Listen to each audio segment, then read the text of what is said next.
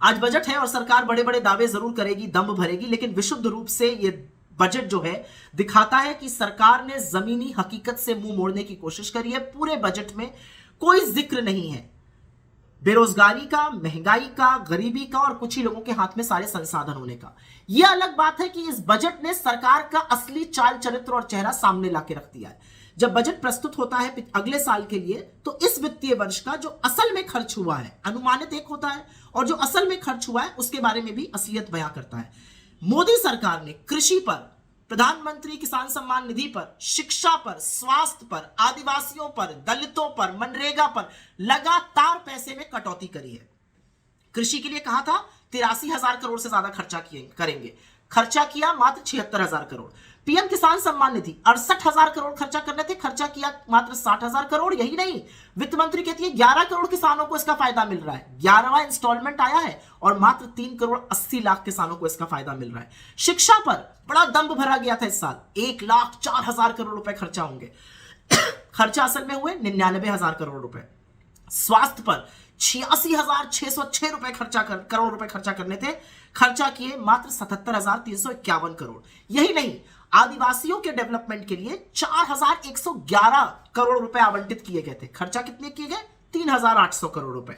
दलितों के लिए आवंटित किए गए थे 8,710 करोड़ रुपए और खर्चा कितने किए गए? 7,722 करोड़ रुपए। मनरेगा पर, जो कि एक अकेली, जिसको कहते हैं संजीवनी था ग्रामीण इलाकों में, सरकार ने 73,000 करोड़ रुपए रखे थे, खर्च करीब 90,000 करोड़ करने पड़े। लेकिन इस साल फिर से मनरेगा का बजट काटकर 60,000 करोड़ रुपए खर्च कर दिया गया। तो इस सरकार की क्या प्राथमिकता है, ये सिर्फ सरकार ही समझा सकती है। लेकिन शिक्षा पर, स्वास्थ्य पर, ऐसी चीजों पे खर्चा कैसे नहीं किया जा सकता है। एक बहुत बड़ी बात बताई जा रही है कि टैक्स में बड़ी उपलब्धि हुई, मिडिल क्लास को बड़ा टैक्स मिलेगा। मिडिल क्लास को जो टैक्स देने की बात है वो 35,000 करोड़ का नुकसान होगा सरकार को, लेकिन सरकार जो नए लोग टैक्स में आएंगे उससे 30,000 करोड़ रुपए कमा लेगी। तो इस हाथ से देगी और इस हाथ से लेगी। वस्तुतः टैक्स का फायदा जो बहुत खरबपति लोग हैं उन्हीं को होगा, सुपर रिच को, क्योंकि वोट स्लैब काफी कम किया गया है। भारत जोड़ो यात्रा का असर तो दिखा इस बजट में। वित्त मंत्री ने बोलना ही शुरू किया कि सबको ग्रोथ का अंश मिलना चाहिए। ये वो कह रही हैं जिनकी आंख और कान के नीचे 1% आबादी 40% संसाधन और वेल्थ पर बैठी हुई है।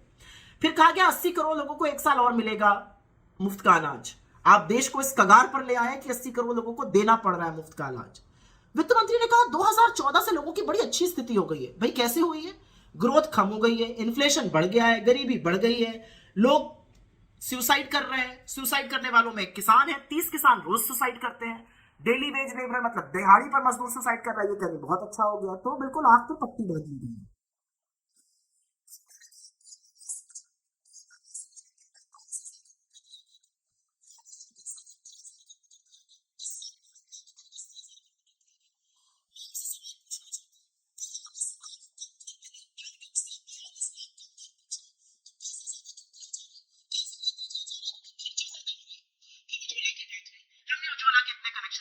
अरे 90 लाख तो जिनके पास उज्ज्वला के कनेक्शन है वो दूसरी बार अपना सिलेंडर ही नहीं भरा पाए, एक ही सिलेंडर भरा पाए थे, फिर दाम ऐसे बढ़ाए कि वो इस लायक नहीं रहे।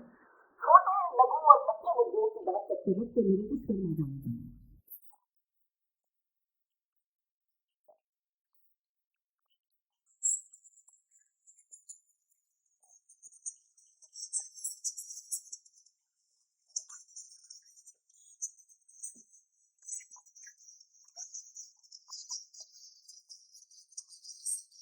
महिलाओं का पैसा भी कहते हैं।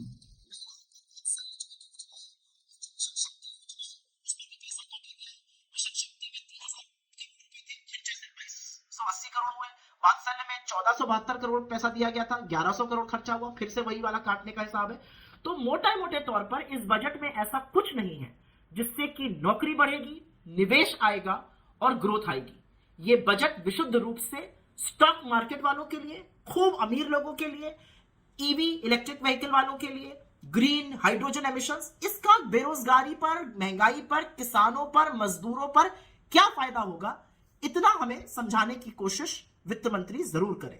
बिना उसके ये आधी अधूरी बातें हैं, ये खोखले दावे हैं, ये बड़े बड़ी डींगे भरते हैं, लेकिन वस्तुतः खर्चा उन आंकड़ों से बहुत कम करते हैं जरूरी चीजों पर।